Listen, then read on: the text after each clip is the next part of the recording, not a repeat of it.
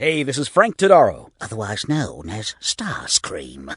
And you're listening to the Geekcast Radio Network. You've just jumped inside the pull bag. Join TFG1Mike and the rest of the comic crew here at the GCRN as they make their great escape into comics.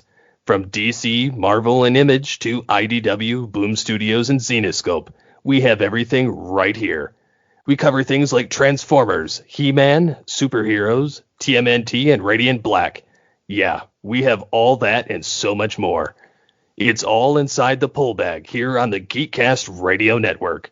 So, without further ado, it's time to talk about the comics we're reading right now, here inside the pull bag. Hello and welcome to the pull bag. This is episode 531. That's right, folks, 531 episodes. I'm, of course, TFG1Mike. Just wanted to come to you before this episode of the pull bag to let you know that this was originally a Jesse Earley / Matrix Prime video on his YouTube channel where he and I discussed the new SkyBound entertainment series Void Rivals #1 by Robert Kirkman, and I don't have the artists and things in front of me, but amazing stuff with this new series. So please enjoy this episode of the Pullbag / Jesse's YouTube channel, Matrix_Prime.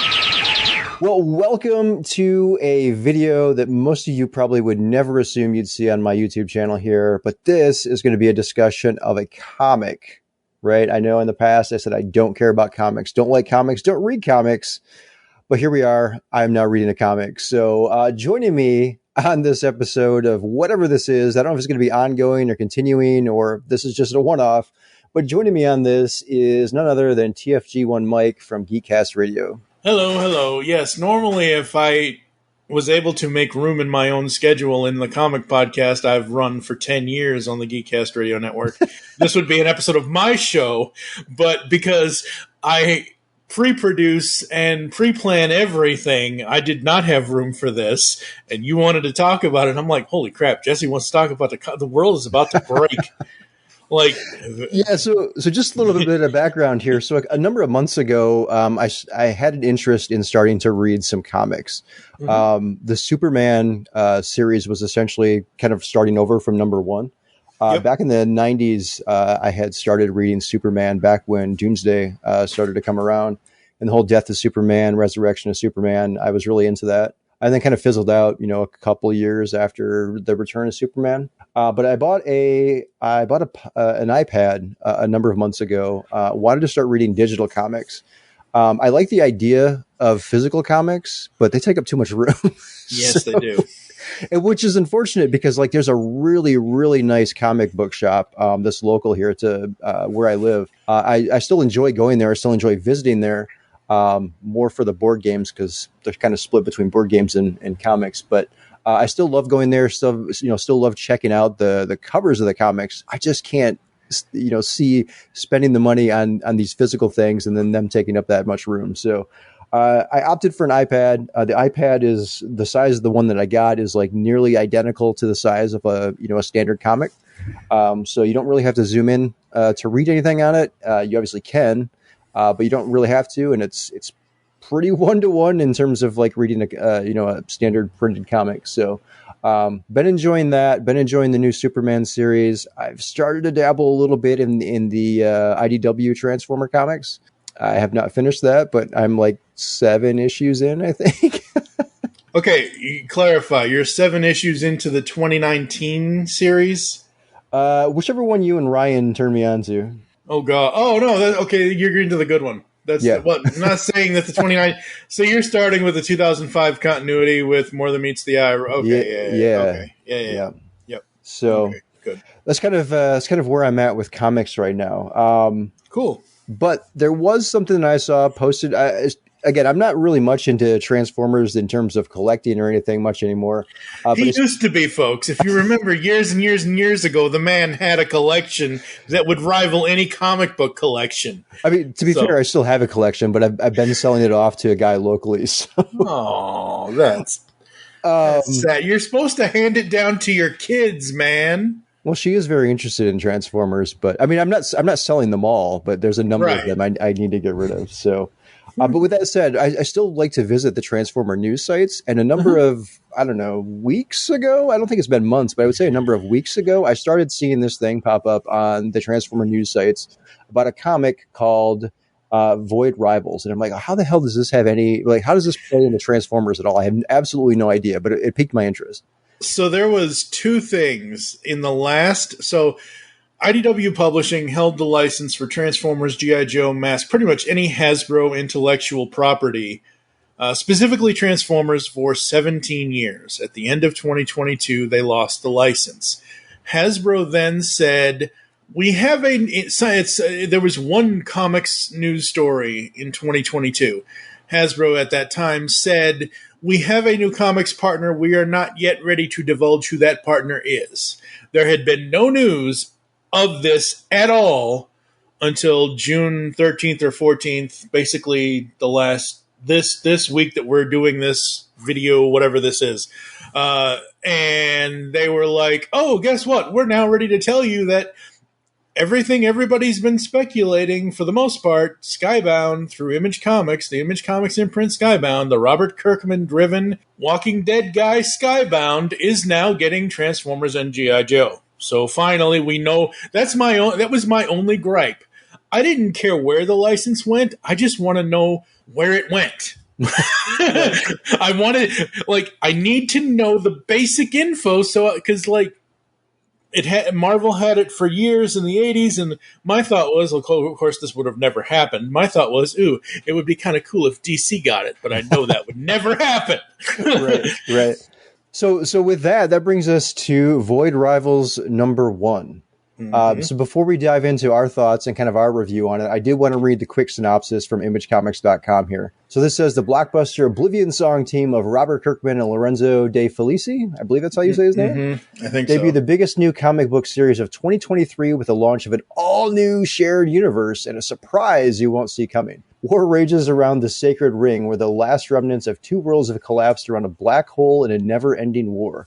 However, when pilot Derek and his rival Solila both crash on a desolate planet, these two enemies must find a way to escape together. But are they alone on this strange planet? And what dark forces await that threaten the entire universe? ? So that was the synopsis, from, like I said, from imagecomics.com. So I'm going to turn it over to you. Kind of, what are your thoughts on this issue? I dug it. I thought it was interesting and cool. And I, at first, did not think that I didn't really think that they were I just thought they were some sort of robot life form. I didn't really realize that there were humanoids under helmets. That's exactly what I thought. I was not expecting that, so that was kind of a shock. But the bigger shock, I mean, you go back to an old cartoon series from the 80s, folks. I'm just too darn big to be sneaking around like this. Anybody that most people won't remember that quote, but yeah, no, I dug this. I've been getting into more of the, not that I don't read DC and Marvel, I do. I read DC more than I read Marvel, but you need something different after a while. And I've been getting into more of Image Comics. I love their Radiant Black and the massive verse stuff that they're doing with the new superhero universe that they want that they're starting and all that. So I dig this kind of stuff. I thought this was really cool. And at first, of course, oh, you're my enemy, I'm your enemy. Well, neither one of us want to die, so we have to work together. And then, like I said, there's a panel in here somewhere where she says something. I had screen capped it and sent it to you. What does she say? She says, "What made you so reckless all of a sudden?" And my first thought was, why Megatron's line from the movie, like, why throw away your life so recklessly? And I'm like, I kind of see where they're going. Okay, that's just me inferring, but right. You go with what you know when you don't know what you don't know yet. And yeah, I love the art. The art's really cool. It's a mixture of, to me, it's sci-fi, it's space exploration, it's whatever, but there's also like this sort of earthbound, like when they're on the planet after after his ship explodes because they crossed the wrong wire. Yep. It feels like they're in a desert. It feels like they're in sand. They're buried on some planetoid kind of thing, and that also goes to what they have to dig out of the sand, which we will get to. But what were your overall? Yeah, so I didn't know what to expect from this going in. Like I said, I've only recently just learned of this comic, and it kind of piqued my interest from the Transformer news sites. Kind of like you, when I saw this cover, I'm like, okay, this is some sort of robotic civilization, or I guess two different robotic civilizations, right? Because the cover kind of has the two different, I guess, antagonists is what we're going to call them, protagonists we're going to call them. It's kind of split down the middle, so we're like seeing half of each one of them. I'm like, well, these are clearly some sort of robotic life forms. And then we get to page 2, I believe? Yeah. Page 2, page 3, where the hand starts talking, and I'm like, what is this? Yeah, I was like, wait, what? And then they call it a handroid, and I'm like... That was hilarious. Okay, handroid, okay. We got handroid here. We got mandroid in Earthspark, and I'm just like, huh? Yeah, so once I saw the hand start talking, I'm like, oh, well, this clearly must be a person inside this thing then, and it's just has this like robotic hand of some sort. Yeah. So as I kept going, that was obviously apparent that we're dealing with actual people here, or at least with this character. And then we get to there's a panel inside that actually has like the title of Void Rivals in there, and that's kind of where you see our two protagonists inside there, kind of in a standoff. I really dig the art. I'm not really much of a connoisseur of Kirkman comics, so I don't really know kind of what his writing is yet. I did watch the Walking Dead TV series, which I know is drastically different than the comics, especially later in the series. But I've never read any of his stuff. Right. So I'm right there with you. I did not know about any of it. Like, I did not know what his writing style was, but also I am the complete opposite of you. I do not care about zombie apocalyptic things. I do not care about zombies. The closest thing I come to zombies is Rob Zombie and Living Dead Girl. That's it.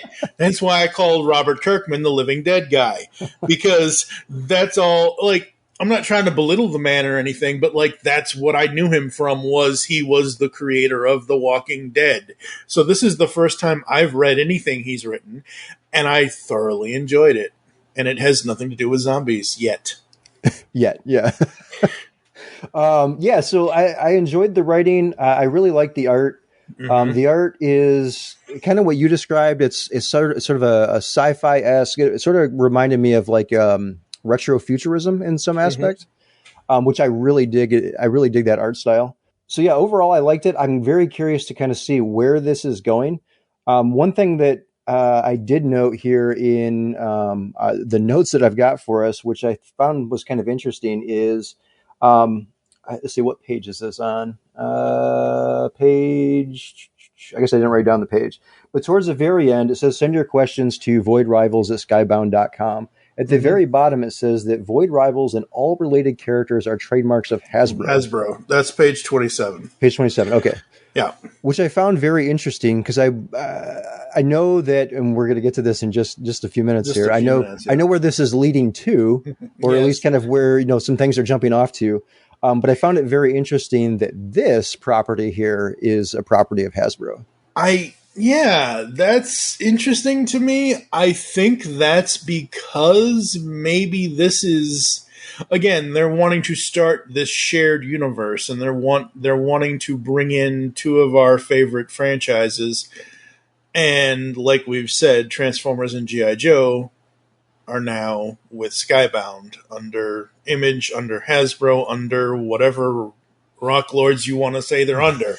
But yeah, so that was the thing. Like, I didn't really. So when I reached the end of the comic, I was like, okay, that's the end. And yes, I knew there was the preview for Transformers, which we'll talk about in a moment. But I skipped to that image. I did not even look at the letter. I did not even look at the letter from Mr. Kirkman. I didn't initially when I've read this. Okay, so how I read comics so I can maintain and retain for when I eventually do a podcast or a video cast or whatever the hell this is. We don't know what it is yet, folks. I will read it twice. I will read it once for the story so I can feel the story out and whatever else, and then I will read it the second time to prepare to be able to discuss it without having to, hang on a second, folks, I have to cut this out in the editing because, oh my god, I don't remember what page that was on, and I take notes, but I don't take notes. Yeah. So basically, when I got to the end of the story, I'm like, okay, that's the end of the story. I know there's the preview page for the Transformers title. I completely skipped over send your questions to whatever, but I did go back and I reread that, and I was like, oh, right. And then I saw the giant I haven't even zoomed in on this. It's the full page of that letter page from Mr. Kirkman. The two images of the two characters at the top, and the giant-ass Hasbro logo at the bottom left. Like, you can't miss that. Right. So I'm like, okay, I will zoom in on that. I'm like, oh, God. So yeah, that is very interesting. And this is their second attempt to start a shared universe. Yeah, so I mean, now that I know that these are characters, this whole world is kind of Hasbro owned. I'm curious to see if these characters may pop up anywhere else in other media. I'm curious to know if, so far, without doing any Google searching and typing, if there are going to be any action figures of these two characters yet. Yeah, that's what I'm wondering, because this isn't if you read this and you kind of get to the end, right? We talked about. I mean, we haven't gone into what we've seen in this particular issue yet, but we know that the Transformers, we know that G.I. Joe are coming. Right? This could have just been like a one-off issue, but we know that there's this is going to be an ongoing series. So I'm very curious to kind of see what happens with this. Is this going to show up in other media? Are there going to be toys to this? Are they trying to introduce a brand new property, to get new toys out there?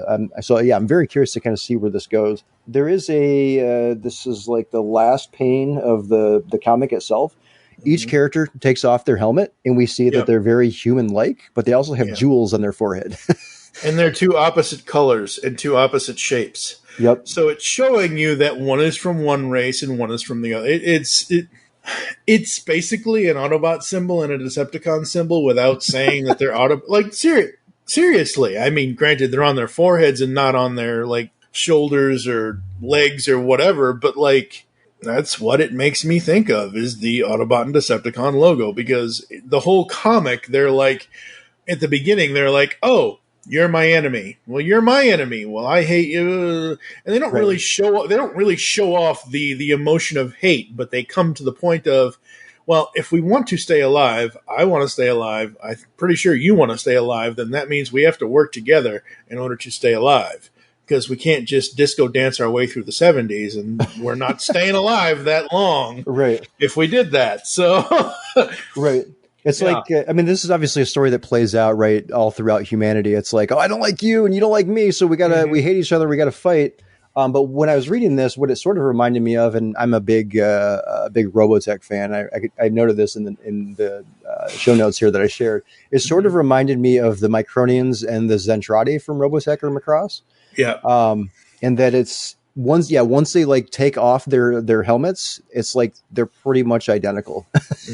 Right. I mean, the people here, I mean, one happens to be male, one happens to be female, just based on how I'm seeing this. That's what my assumption is. But yeah, so we have that, and then we have the before that, we have the reveal of really why we're here. Yep. Why we are here.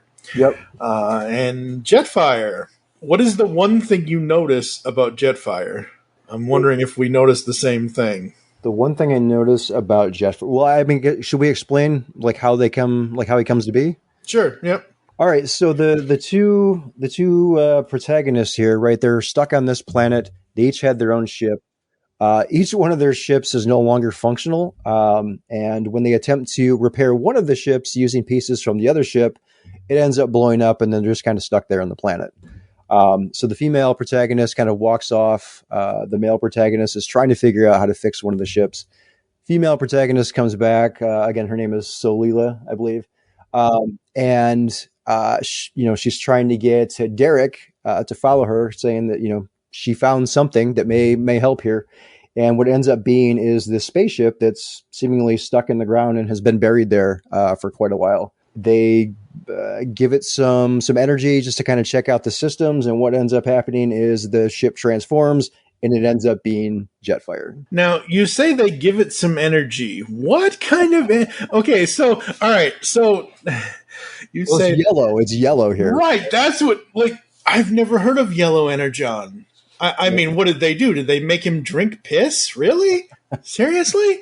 Like, But yes, it is Jetfire. And the one thing I noticed, even though he goes on to say it's been millions and millions of years...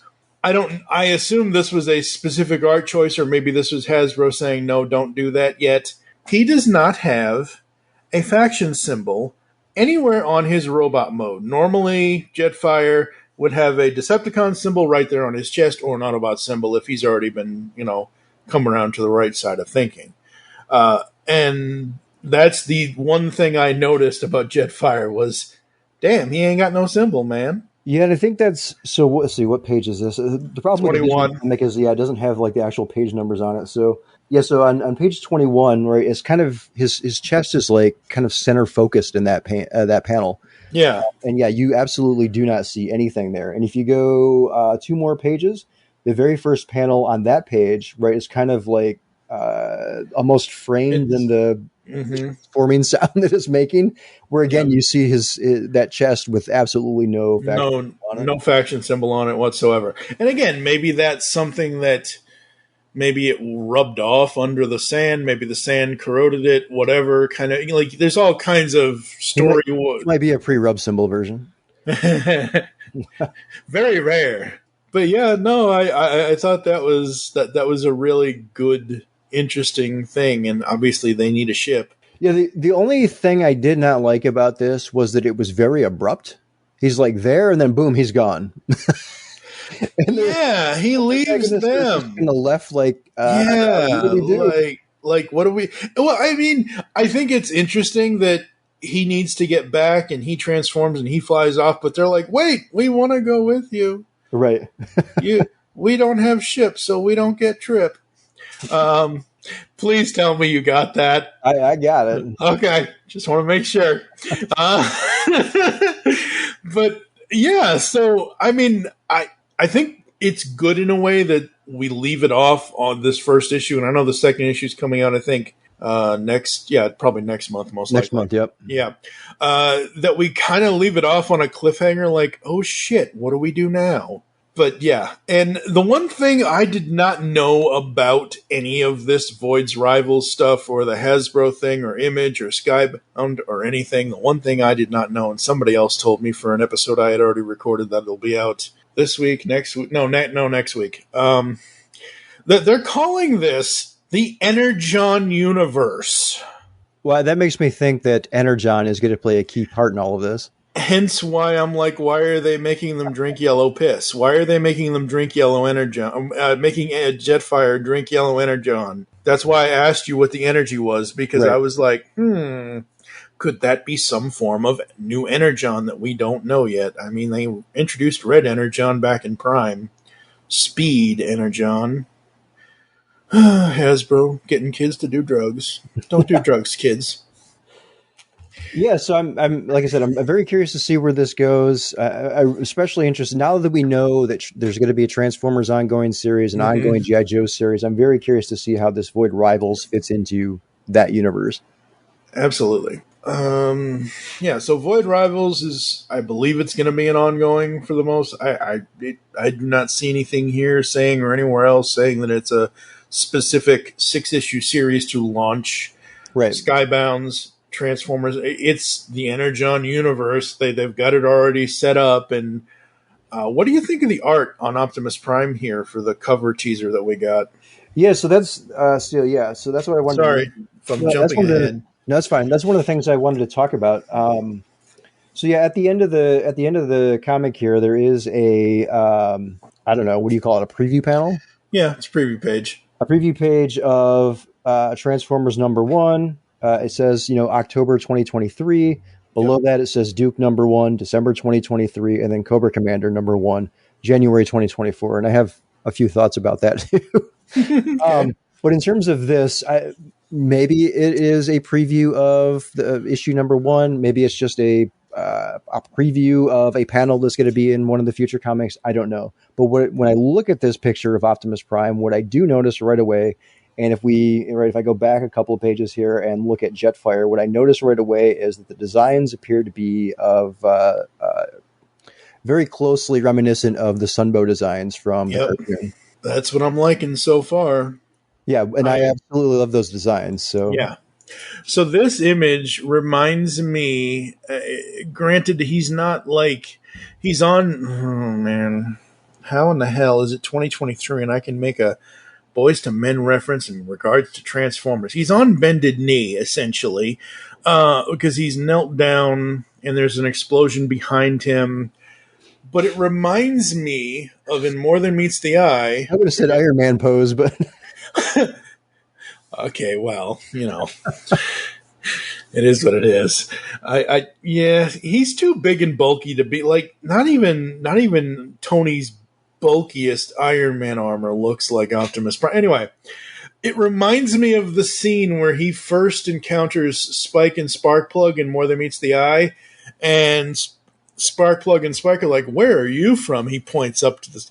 We're from far away. We're from Cyber. Like, that's really, because again, they're going with like the Sunbow design type stuff with which I love, like you said. Yeah. I love that. I'm very happy. If this is, and I know that Daniel Warren Johnson is going to be both writing and doing the art for the series for Transformers. So it's going to be very interesting to see what, and as you already pointed out, Jetfire very much looks like his Generation 1 cartoon. So yeah, I'm all for. At first I thought like they were doing something specific with Optimus's windows here. Like I thought there was going to be like some sort of like city mirage in his. No, they're just shattered glass. Yep. Which is fine. So... But yeah, no, man, I'm excited. A lot of people I've talked to about this stuff, that since the news hit, everybody is like, when can I be on the podcast? When can I be? I'm like, okay, calm down. We can't have more than 3 or 4 or 5 people on a Skype call without it turning into just all hell. But yeah, no, everybody I've shared the news with, everybody's excited about this. I'm excited about this Voids series too, because again, I like new things. I don't always like new things, but when I'm introduced to new things and I latch onto them, I'm like a loyal dog with a bone. I very rarely will give it up unless I have to. So yeah, it's going to be interesting to see what SkyBound does, and I'm excited for it. Yep, IDW didn't really leave me with, I don't know. That 2019 series, don't go through what you're reading currently and then let Ryan and I know once you're done, because I want to make sure I can, okay, if you liked that, you may want to skip 2019. Yeah, I mean, what I'm reading, what we've read of Void Rivals #1, I'm enjoying. I do want to continue reading this to see where it goes. I'm very interested in seeing how it ties into Transformers, how it ties into G.I. Joe. So yeah, I want to continue reading this. By the time Transformers comes out, we'll probably be 5 issues deep into Void Rivals. Okay. Because it's coming out monthly. I buy them digitally on Amazon. I can already get up to issue 3, like pre-order up to issue 3. And it seems to be releasing monthly. So if that follows that trend, then we should be up to about issue 5 at that point, I believe. So we should know our protagonists from this series a little bit better than what we currently do. Yep. Maybe there'll be another Transformer that pops up before we actually get Transformers #1. Don't know. But who knows? To learn about that. Or do you think maybe we'll see anybody from G.I. Joe pop up? Not unless they hit Earth. If Derek and Selena or Selina or Selimus, whatever her name is. Salila, there you go. If they get to Earth, I could see them interacting with G.I. Joe, but G.I. Joe has never really been interplanetary. So they may only interact with Transformers until they may or may not. I don't know where Void Rivals is going to go. So we're also unsure at this point kind of what the time period is Earthwise, right? Yeah. I've included some notes here from this is from thepopverse.com. This is Hasbro's VP of Global Publishing talking here. Launching in October, centering around Optimus Prime and the rest of his team of Autobots. Now that they're stranded on Earth and removed from the war-torn Cybertron. So my question to you is: do you think this is sort of not necessarily a retelling, but sort of a redo of G1? Like, are we going back to the 80s? Everything is a redo of. Have you not been paying attention to Transformers the last 20 years? You got me the toys, I know that, yeah. And that's, again, new publisher, new place, new whatever. Of course they're going to start with that they're going to start with no comic company, I think, would start in 1996 with Beast Wars. They wouldn't start there. They would start with G1. They would start with... Of course, you're always going to use Optimus Prime, Megatron, Starscream, whatever, and we don't even know yet. But, you look at the core 7 bots from Transformers, whether it's toys, comics, cartoons, movies, whatever, it's always those. It's always that, core 6, right. 7, or 8. And like I said, I'm perfectly fine with them starting wherever they're going to start. Like I said, I'm on board. You give me a cool G1 animated looking comic version of Optimus Prime. You give me the ultimate, I'm just too darn big to be sneaking around like this, Jetfire on a planet and he specifically says it has been millions of years. So we know that whether it's been 4 million years or however many million of years it's been, that we're going to, I don't know if this is because we haven't seen Earth, we haven't seen Earthlings, we haven't seen humans. We don't know if this is going to start in 1984. It could start in 1986, and who knows? Optimus might not die. Who knows? Well, I mean, there is always one bot that can take his place and do a better job, but that's my own personal opinion. Now, if this series does kind of go back to the 80s, right, we've seen that recently with the Bumblebee film. We've seen that with Rise of the Beast. If they go back to the 80s with this, do you like that as opposed to kind of like just starting fresh in in 2023, for example? Yeah, because it's any fictional medium, no matter which medium it is, whether it's comics or written prose, or you want something that is not current year. You want at least I do. In my fiction, I want it to be fictitious. I don't want it to be you can go as far as 2056, which really isn't all that far away, or, you know what I mean? But you could go far flung into the future. You can go far flung into the past, because let's face it, folks, next year is the 40th anniversary of Transformers, and we are 40 years away from where we started. Yep. So, you also need to give that comic reader who has never read a single Transformers comic, you need to give that general audience. This is I would recommend Void's Rivals #1 to anyone who wants to jump onto a cool sci-fi thing, but also gets the bonus of, oh, hey, by the way, here's this character that is going to set you on a path if you would like to check out Transformers. I would recommend this to any non-Transformers fan if they would like to get into Transformers, because they can start from the beginning without 40 years of baggage. Yeah. No, I would absolutely agree with that. I was just going to say, I think if they go back and they start in the 80s, which, again, I really think that's what they're probably going to do based on the fact that they're using these Sunbow designs. I feel like they're shooting for a target audience. It'll probably have broad enough appeal so that anyone can come in, but I feel like they're really trying to target a specific audience here. And if that's what we end up getting is like an 80s based Transformers comic, I'm really interested in obviously, right, being born in the 80s. I'm very nostalgic for that time period. So I would really like to kind of see that happen and kind of, see some fun 80s things that pop up inside there.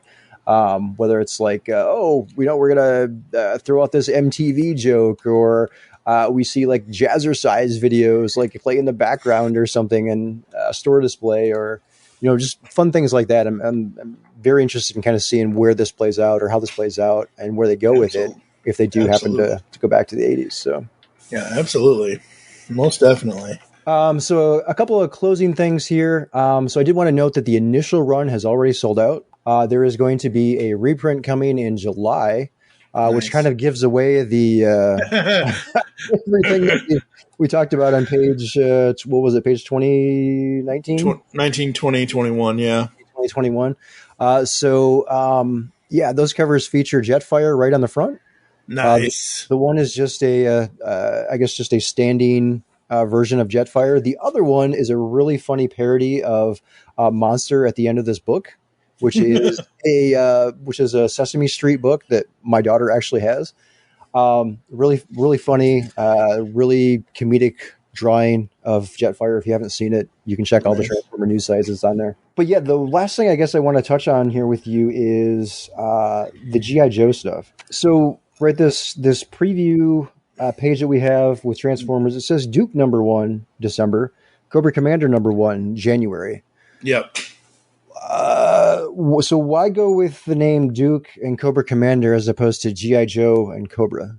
So I think I'm speculating, other than your lovely Google document here, I'm not looking at any news websites or anything like that. My speculation is that because SkyBound has the Transformers and G.I. Joe license, if they have a G.I. Joe license, from what I know from recording my other podcast that'll be out next week from my buddy who's a G.I. Joe nerd and who has read all 300 issues of the Larry Hama run, issue 301 of Real American Hero will be published under SkyBound. So they are having G.I. Joe, A Real American Hero, continue from where it was at IDW, and so they're continuing on the X number of decades-long stories from Larry Hama that they can. Okay. Hence why I think that's why you have the Duke series and the Cobra Commander series, and the way I look at it is it's a similar it could be a similar thing as to what IDW's More Than Meets the Eye and Robots in Disguise was. So as you know, because you're currently reading it, you're 7 issues in, I believe. Yep. More Than Meets the Eye is the Rodimus show. It is the Adventures in Space. Yep. Robots in Disguise is Starscream and all his political bullshit on Cybertron. That's what Robots in Disguise is, at least for the first 30 issues or so. So it's two very different stories. So maybe with Duke #1 and Cobra Commander #1, Duke is the leader of G.I. Joe, Cobra Commander, obviously commander of Cobra. It's a way to tell two different stories, even though the same guy is writing both series. Joshua Williamson, head cheese over there at DC Comics. Not head cheese, but one of the biggest pieces of writing godliness that DC has.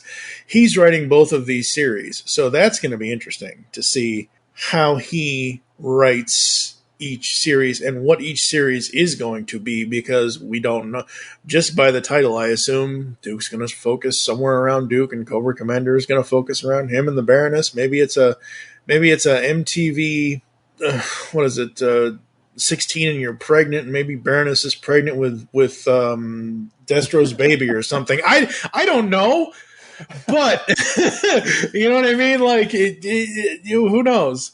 I do like that Transformers is in October. They take a month off of any new series. Yes, I'm sure we're going to have a Void's Rivals issue in November. I'm sure we'll probably have Transformers #2 in November. But you take a month off of introducing any new series, and then in December, hey, it's Christmas time. Let's all gather around the Christmas tree with Uncle Duke from G.I. Joe. And then in January, oh, it's the winter of our discontent. Let's all go spend time with Cobra Commander. And it's a new year. It's a new thing. Let's go. And the universe is launched for what they want to launch it for now, I guess. I don't know. Are you interested in reading that series or those two series as well? Oh, yeah, I've already. So, again, because I record things, pre-record them, and all that stupid crap, my buddy Eduardo, who covered the IDW G.I. Joe World on Fire and Castlefall with me, He's already, unless Steve Megatron, who I always give number one dibs to, unless Steve wants to do it, Eduardo and I are probably going to be covering Duke and Cobra Commander over on the pull bag. And then as far as Transformers, I don't know yet. I assume Ryan and I are going to do it. We have not recorded our own separate speculation stuff that we're going to be doing next week on all things Transformers over at the Geekcast Radio Network. So you heard it here first, folks. I have no idea what the hell I'm doing. Well, I can say that at the very least, I'm going to check out the first issue of all of them. Absolutely, yeah. You always want to at least check out the number ones.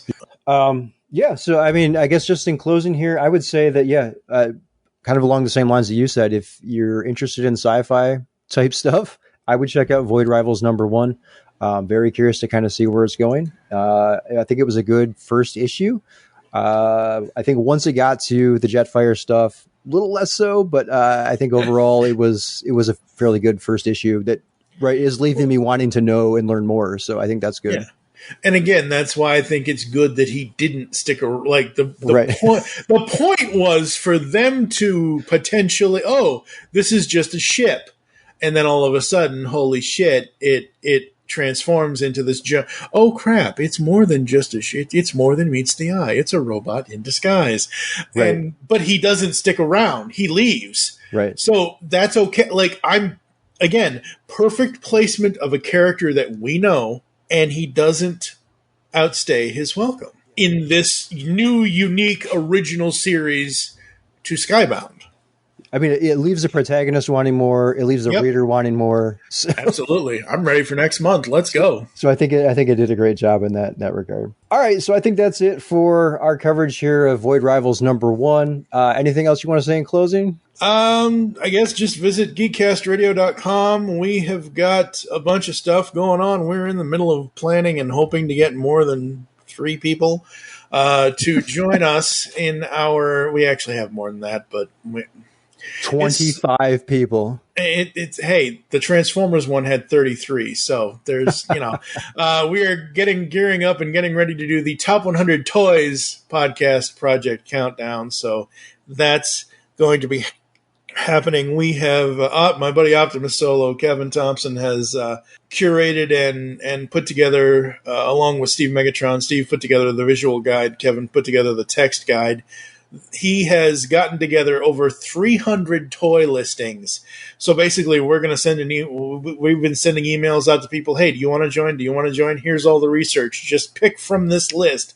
Make your list, and then that list will go into all the other lists that will end up making our eventual official list, if that makes any sense. But yeah, geekcastradio.com. Check it out.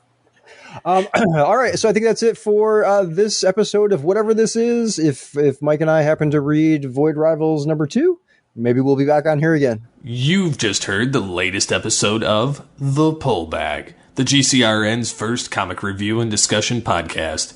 There are several ways to get in touch with us and leave feedback for the show. You can visit the website, geekcastradio.com, where you can comment on the episode and all of our different podcasts. You can rate and leave a review for the show on iTunes. Be sure to leave us feedback. Become a fan of us on Facebook, facebook.com/thepullbag. Send us an email, feedback at geekcastradio.com. Follow us on Twitter at thepullbag and at geekcastradio. So until next time, make your great escape into comics and unleash the geek in you. Well, it all began about 9 million years ago.